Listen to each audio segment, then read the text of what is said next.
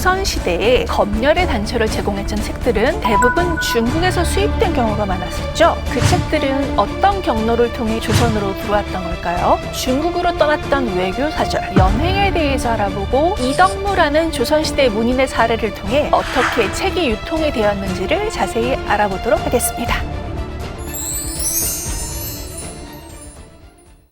안녕하세요, 류정민입니다. 조선시대의 외교적 루트를 통해 중국의 책을 수입하는 방법은 크게 두 가지가 있었습니다. 첫 번째는 중국 사신이 조선에 오면서 책을 바치는 것으로, 이는 중국의 황제가 먼저 선별하여 보낸 것입니다. 이 경우는 상대적으로 양이 많지 않았습니다. 이보다 많은 경우 조선이 중국 정부에 책을 요청하는 겁니다. 한국의 외교사절이 중국에 가면서 미리 도서 목록을 작성하고 중국 예부에 공식적으로 요청을 합니다. 이처럼 중국에 조선의 외교사절이 사신으로 가는 것을 연행이라고 하였습니다. 연경, 즉 지금의 북경으로 간다는 뜻이죠. 혹시 여러분, 박지원의 열하일기라고 들어보셨나요? 이 작품이 연행길에 쓴 작품으로 아주 생생한 경험을 담고 있죠. 이 연행은 정월 초하루와 동지를 기념하는 정조사와 동지사, 또 황제의 탄일에 맞춰가는 성절사가 있었는데요. 이는 정기적인 연행이었습니다. 이처럼 1년에 3회 이상의 대규모 외교사절단이 중국을 방문하게 되는 것입니다. 이 사행은 많은 인원이 한꺼번에 이동을 하였습니다. 기본적으로 정사, 부사, 서장관이라는 3사와 통역을 담당했던 역관들, 기타 잡무를 담당하는 인부들이 이루어졌고요. 이 외에도 이들과 함께 동행하는 많은 사람들이 있었습니다.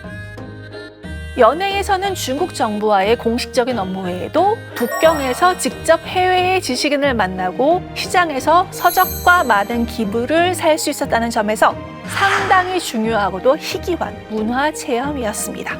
비공식적으로 금서를 비롯한 새롭고 신기한 물건을 접하고 구입할 수 있는 많은 기회가 제공되었다는 뜻입니다.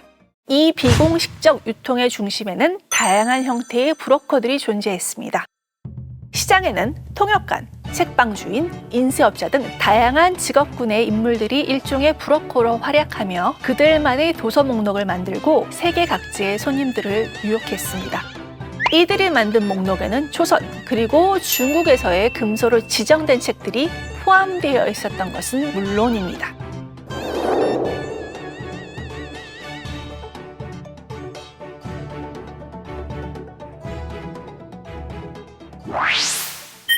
박지원 이전에도 물론 많은 사람들이 연행을 다녀왔습니다. 오늘은 이덕무라는 인물을 소개해 드리겠습니다. 사실 이 이덕무는 참으로 흥미로운 사람입니다. 조선 최고의 독서가로 알려져 책벌레로 많이 불려지는데요. 양반가이기는 하지만 신분적으로는 서울로 태어나서 정치적인 출세에는 명확한 한계가 있었습니다. 그런데 한편으로는 정치에서 한 걸음 물러나 독서와 문학 창작에 집중할 수 있었고, 어지러운 정치적 당파 밖에서 탄탄한 문화적 네트워크를 형성할 수 있었죠.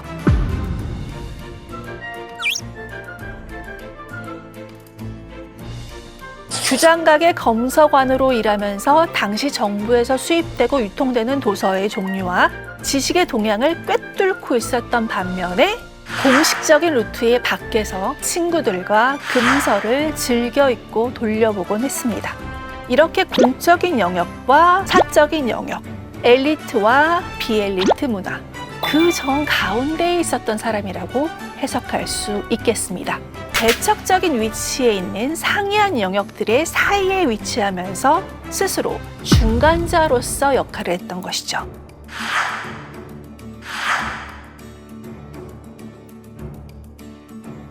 즉, 겉으로 보기에는 출세길이 막힌 한미한 서울에 불과할 수 있지만 이 사람이 가진 네트워크상의 위치에 따라 상당히 문화적 영향력을 가진 사람이었다고 해석할 수 있겠죠.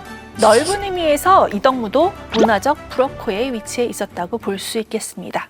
1778년 이덕무는 드디어 중국에 갈 기회를 얻게 됩니다.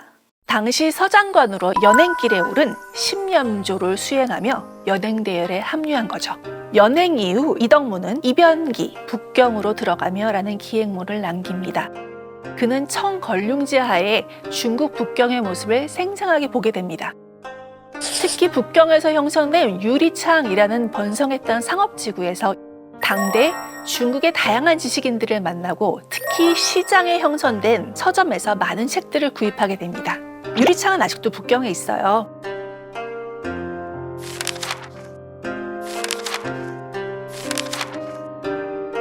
유리창이 발전했던 청대 걸륭제 시기에는 대략 100여 채의 서점이 있었다고 합니다. 중국이 세상에서 가장 부유한 나라가 되어 동서양의 관광객과 지식인을 불러 모으고 중국의 유산을 전시해 놓은 그런 때였죠. 당대 유리창은 동아시아의 지적 메카였다고도 할 수 있겠습니다. 책의 유통의 관점에서 이병기를 읽으면 두 가지 흥미로운 점을 발견할 수 있습니다. 첫 번째는 당시 중국에서도 광범위한 검열이 시행되고 있었으나 금서들은 시장에서 버젓이 유통되고 있었다. 이덕무가 시장을 거닐다가 정부에서 벽에 붙인 황제의 칙령을 발견하게 됩니다. 정겨 및 고연무 등의 책을 엄격하게 금지하니 이들의 책과 저본이 된 목판들을 모두 없애고 금서를 소유한 자들까지 모두 처벌한다는 내용이었죠. 그러나 이덕무가 유리창 서점을 구경하다 보니 금서들을 버젓이 대중에게 유통하고 있었다는 것을 발견하고 큰 충격을 받습니다. 이덕무는 중국의 금서 목록과 처벌 현황에 관해서 서점의 주인들에게 상세한 설명을 듣게 됩니다. 당시 금서로 지정된 책은 약 300종에 달하는데 사실 많은 책들이 유리창 서점가에서 구할 수 있다는 것입니다.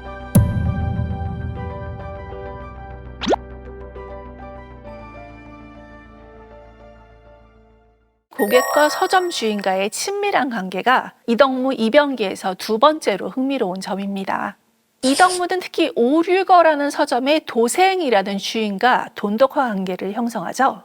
그를 통해 중국에서 가장 최신 출판되는 책들의 정보를 수입하고 구입할 수 있게 됩니다. 당시 중국의 가장 선진적인 인쇄술은 양쯔강 이남의 절강 지역에서 발달하였고요. 그곳에서 출간된 책은 우다를 타고 북경으로 도착하여 유리창 서사를 통해 각지로 퍼져나갔죠. 이덕무는 서점 주인과의 개인적인 관계를 통해 신간 서적의 출간과 유통 상황을 정확하게 파악하고 있습니다. 책을 운반하는 배는 강남 지역을 출발하여 지금 통주 장가에 있다오. 내일이면 여기 서점으로 책들이 들어올 겁니다. 4,000권 정도는 될 거예요. 나는 이 소식을 듣고 신간을 담은 책 목록을 빌려 내 방으로 돌아왔다. 목록에 있는 진귀한 책들은 내가 평생 찾아 헤맨 것들이었다. 과연 절강 지역은 세상의 모든 책을 만들어내는 곳이라는 것을 알겠다.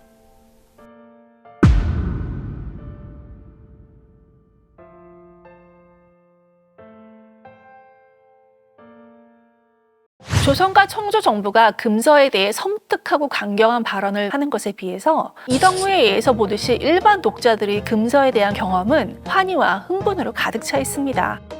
또한 그는 당대 신간의 유통에 대해서 매우 빠르게 정보를 획득하고 유연하게 수용하는 모습을 보이고 있죠. 정부 규제 이면에서 활발하게 이루어지고 있는 이러한 정보의 흐름과 물질의 유통에는 비공식적 플레이어들의 사적이고도 비공식적 친분이라는 관계망이 결정적인 조건이 되고 있었습니다.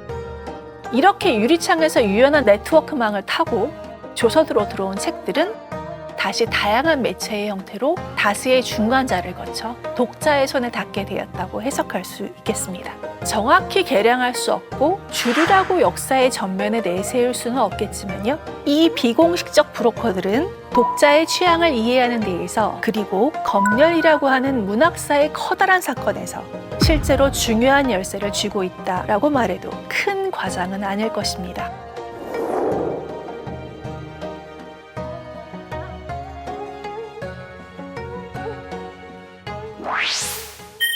관계망 네트워크 이론에서 많은 시사점을 준 고전적 연구로 약한 연결의 힘, weak ties라는 개념이 있습니다.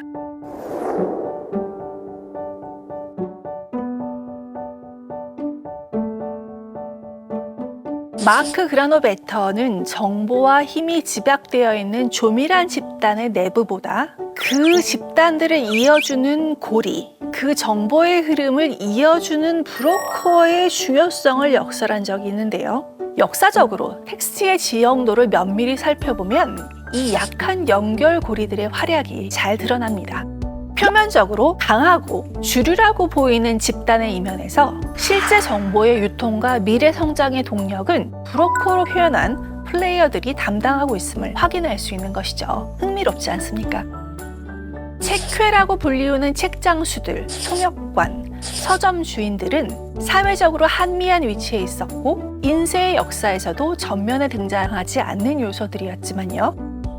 정보의 흐름에서 브로커의 위치에서 활약하면서 매우 급진적이고 활발한 정보 전달의 역할을 하고 있었음을 확인할 수 있었습니다.